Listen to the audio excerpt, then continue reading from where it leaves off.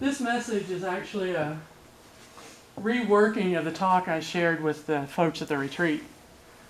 So if Jerry and Shirley and Marilyn nod off just a little bit. You want you to show. No, I don't. Oh.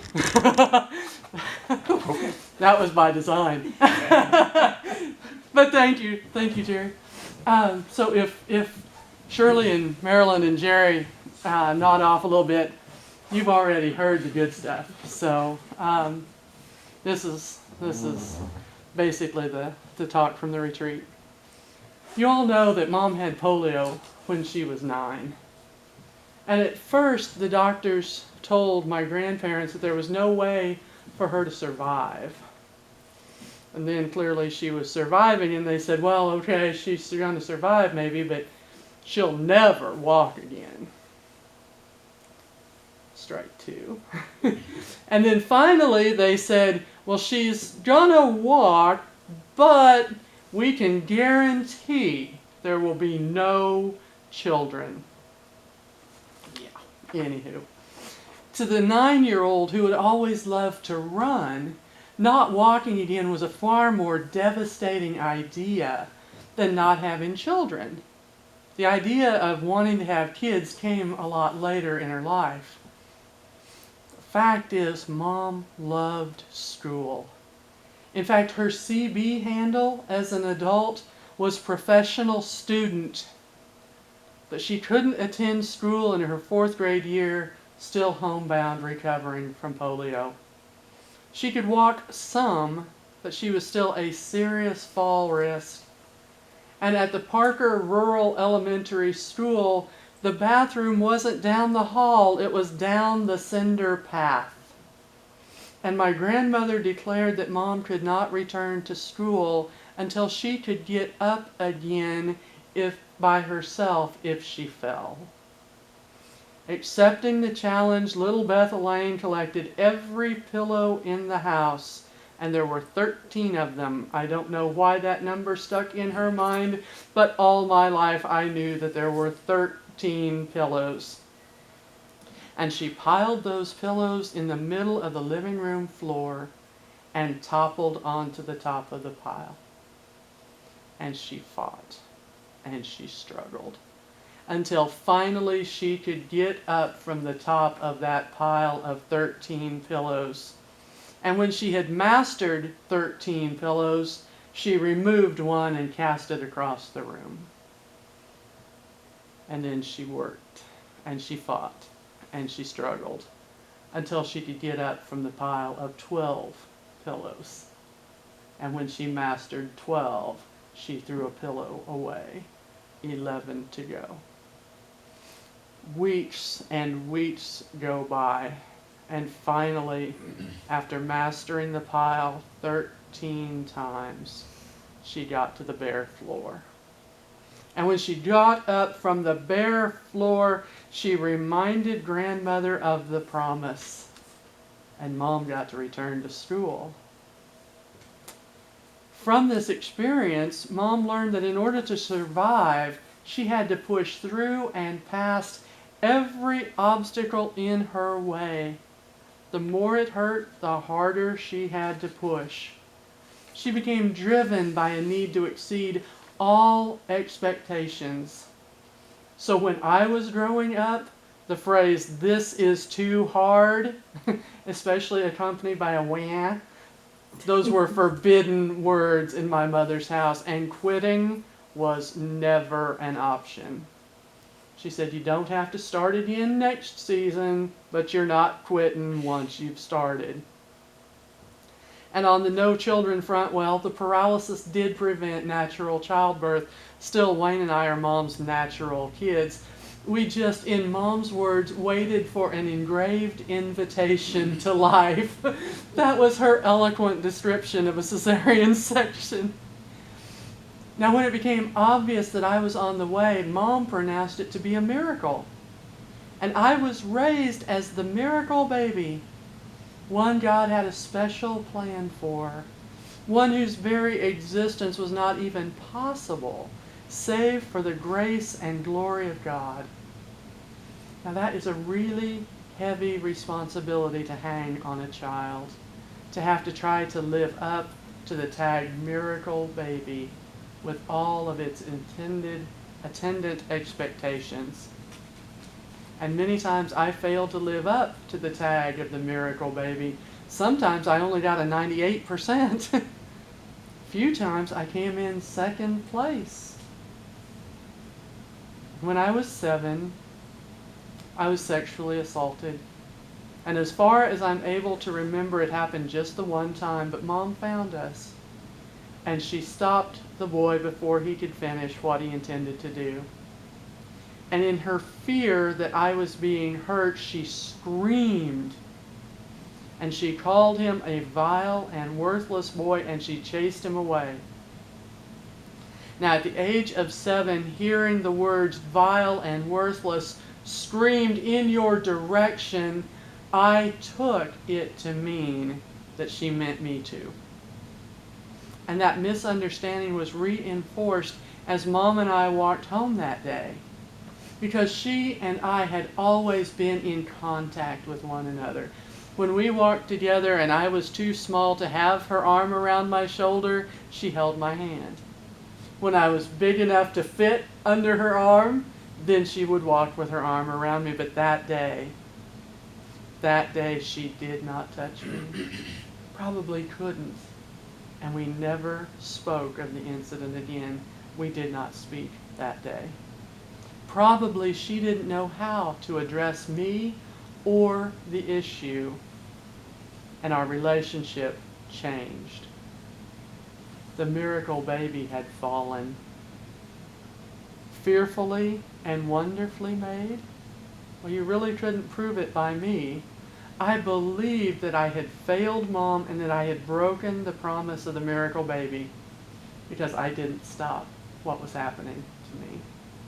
And I really think that I spent the rest of Mom's life trying to make it up to her for that failure, because I never in my own mind achieved the reconciliation the 7-year-old needed to know and believe that I was not guilty in Mom's eyes, that she didn't blame me. The miracle baby had failed. I had failed, and I had deeply disappointed Mom, the one person I never wanted to disappoint. Now you'll see in the bulletin under the title of the sermon, the word I taught the women at the retreat to say yesterday, Flossinaucinihilipilification. It's a pretentious little word now, isn't it? It's printed there in the bulletin, and it means to declare something to be worthless or without value. Now I challenge you to say it with me. Flossinaucinihilipilification. Now Shirley and Marilyn and Jerry know how to say it. So, Flossinaucinihilipilification. If you'd like, we can break it down just a little bit. Flossie, like Flossie Hines, our dear departed friend, Flossie. Naughty, as in sharing this story has left me just a little bit nauseated. Naughty. Nihi, think something like but not quite great knee-high. Am I dating myself too badly by referring to great knee-high? Think Radar O'Reilly. Lippy, as in don't you get lippy with me about any of this. And I don't have a way to say lification other than to say lification. So it's Flossinauci, Nihi-lippy, lification. Flossinauci, Nihi-lippy, lification. Flossinauci-nihi, lipilification. Now what I did to the ladies yesterday was just mean-spirited, and I don't want to do it to you because I have to live with you. But I made them say this word as a round, and I sectioned the congregation into 3 sections and had them do Flossinauci, Flossinauci, Flossinauci. It was a lot of fun. And I tried to record it, but in my excitement at attempting to record it, I double tapped the record button and I ended up with nothing. But I'm not going to do that to you. I do, in fact, love you. So back to our story. At age 7, I became a self-flossy nasi nihilipalificationalist. I came to believe that I was worthless and without value. I had to do anything possible to excel and to achieve and exceed even some of the most unreasonably high expectations. I needed to find some way to be the miracle baby once again, to become somebody Mom could be proud of. And again, in my estimation, I failed. I was second in my high school graduating class, and Mom had said many times as a kid, second place is first loser. I became a self-published author because submitting the story of the accident was just more than I could handle to a traditional publisher and risk them saying that really isn't suitable for our needs at this time. I couldn't handle that rejection. You know, I'm a certified lay minister rather than an ordained clergy. I have a transactional rather than a litigation law practice. So when I say to people, I am an elder law attorney, I do wills and trusts, they look at me and it's sometimes an awkward pause before I hear, are you even a real lawyer then? I'm just not the miracle baby anymore. And I think that many people are closet flossy nasi nihilipalificationalists. For whatever we have done or whatever may have been done to us, we declare ourselves to be without value, to be worthless. Our trials and our hurts demean us. So let me tell you something that I have learned. God is an anti-flossy nasi nihilipalificationalist. Try that one on for size. Anti-flossy nasi nihilipalificationalist. You can't really say it wrong, since I kind of doubt that many of you know how to say it right. I don't know how to say it right, but I know how to say it Jada way. But when someone asks what happened in church today, let this phrase roll trippingly off your tongue. I learned in church that God is an anti-flossy nasi nihilipalificationalist. What? It means that God says no when I say I am worthless. It means God says no when I think I am without value. God says no. You are so wrong. You are loved. You are my child. You were fearfully and wonderfully made. God is an anti-flossy nasi nihilipalificationalist. And that is great news when we come to doubt whether we were fearfully and wonderfully made. And I read a book you may know, and no, it's not A View from the Fog, thanks for asking. The book said that when God created the world, God called it good. And that when God created the creatures of the land, sea, and air, God called them good. And when God created plants, flowers, and trees, He called them good. And when God created humanity, God said, oh, that's good. You know, I do good work. And in that same book, it says that God so loved that created world that He sent His very own Son to die for the salvation of that world. It sounds like maybe, just maybe, God sees tremendous value, great worth in each one of us. I'm thinking that the good news we can share is that God is an anti-flossy nasi nihilipalificationalist. And if God is an anti-flossy nasi nihilipalificationalist, we don't have either the right or the responsibility to declare ourselves to be without value. God sees us as having been fearfully and wonderfully made. He said so in the book. Now, I used to say that I invited people to do the things that I wanted them to do. I invited them to respond in the way I wanted them to respond, and I'm not going to do that this morning. I challenge you. I like that. I think it has more power. I challenge each one of you to go forth from this place as an anti-flossy nasi nihilipalificationalist. I challenge you to share with everyone you meet the truth that God considers you to be worth dying for, of great value, precious. Even when you feel that you are a fearsome and unwonderful mess, remember that you are fearfully and wonderfully made and beloved by God beyond your ability even to imagine. Someone very dear to me recently attended the Sissel Kierkegaard, and I probably did not pronounce Kierkegaard right, the Sissel concert with the Mormon Tabernacle Choir in Salt Lake City. And she shared one of those songs with me. The song was Slow Down. And you know I like you too much to sing for you. But the words are these.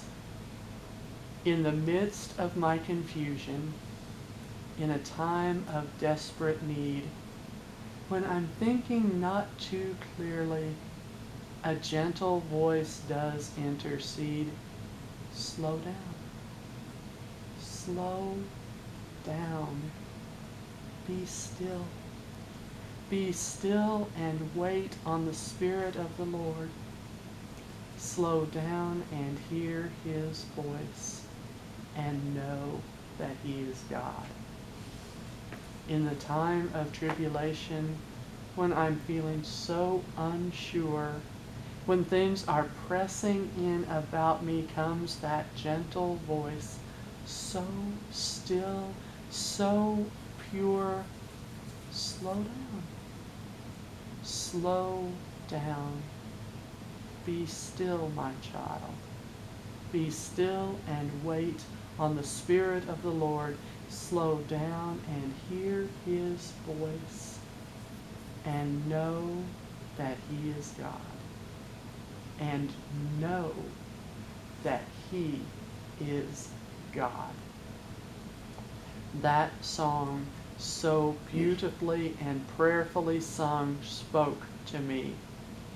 Slow down and know that He is God, and that in Him you are fearfully and wonderfully made. In His image you are fearfully and wonderfully made. I invite, I challenge you to rest in that, to trust in that. Now you all know how I love Shonda Pierce. And together, a year and a half ago, we watched the movie together, Enough. The premise was that even though she's a celebrity and loved around the world, Shonda sometimes feels inadequate and broken and unworthy. And she says, while it is gratifying to roll up in a tour bus and see women lined up down the block to see you in concert, eventually you have to get back on the bus and go home. And the door closes behind you and you find yourself alone. In that quiet moment you think, am I enough? Am I enough that someone would love me?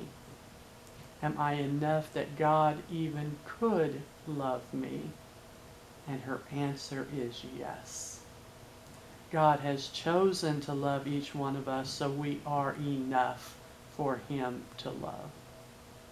Now, for me, the best part of the movie wasn't even actually in the movie, but in the after show. Where most folks do bloopers, Shonda does additional content. And part of that additional content was a conversation between Shonda and Mark Lowry. Now, for me, you can't go wrong if you put Shonda and Mark Lowry into a conversation. And Mark says the pot don't get to tell the potter what the pot is worth. I really need you to hear that. The pot don't get to tell the potter what the pot is worth. You see, only the potter, the one who created the pot, knows the pot's true worth. The potter is the only one who knows the worth because only the potter knows the purpose. The potter knows every imperfection and every strength and every bit of beauty in that pot, and the potter knows those things intimately and lovingly, having built them into the pot in the first place. The potter alone is qualified to tell the world the value of the pot. So I'm going to connect the dots, but you're already there. God alone has the expertise to tell you what you are worth.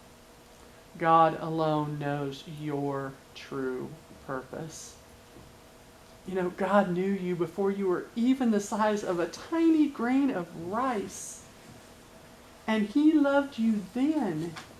He knew then who you were and who you would become. God knew your every flaw and every imperfection. God knew your every grace and every beauty that would constitute you. God knew your every achievement, every triumph, every stumble, and every fall. And God knew these things intimately and lovingly. And God has news for you. In John 15:14, Jesus said, "You are my friends, if you do what I command. I no longer call you servants, because a servant does not know his master's business. Instead, I have called you friends, for everything that I learned from my Father I have made known to you. You did not choose me, I chose you, and appointed you to go and bear fruit that will last. And then the Father will give you what you asked in my name. This is my command, to love one another." What a privilege to be called a friend of Jesus. I don't use the word friend lightly. It means something. And I don't think Jesus used the term lightly either. For me, a friend is one who would do anything for me, give anything for me, and that I would do or give anything for them. Jesus is our friend. Even when we are not His friends, He is ours. And in Deuteronomy 7, verse 6, we are told that we are a people holy to the Lord your God. The Lord your God has chosen you out of all the peoples on the face of the earth to be His people, His treasured possession, not worthless, not inadequate, not fallen, a people holy to the Lord, chosen out of all the peoples of the world to be His people. If that's not a wow moment, I've never heard one. And I love to read Romans 8:37-39, especially when I feel down. Paul says, "No, in all these things we are more than conquerors through Him who loved us. For I am convinced." Get this. He doesn't say, "I believe." He doesn't say, "I sure hope this is true." He doesn't say, "Man, it'd be nice to believe." I am convinced that neither death nor life, angels or demons, present, future, powers, height, depth, anything else in all creation can separate us from the love of God. I am convinced that nothing created can separate us from the love of God. And when I choose to beat myself up for my shortcomings, for failing to live up to being the miracle baby, I hear Paul say in Romans 8, "Therefore there is now no condemnation in Christ Jesus, because through Christ Jesus the law of the Spirit of life set me free from the law of sin and death." Whatever we may have done wrong in our lives, and whatever may have been done to us that makes us feel unworthy, inadequate, guilty, ashamed, there is now no condemnation in Jesus.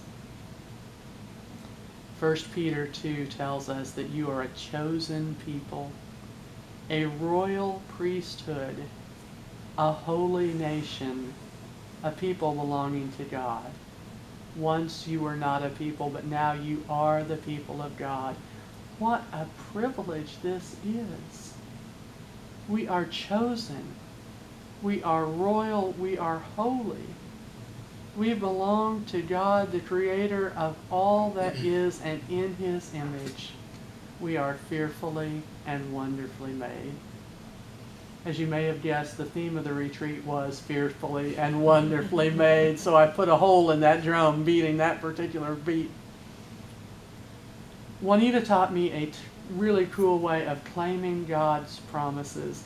She takes a word and makes an acrostic, using each letter of the word as the first letter of a complementary word. And for the retreat, I did fearfully and asked the participants to do wonderful.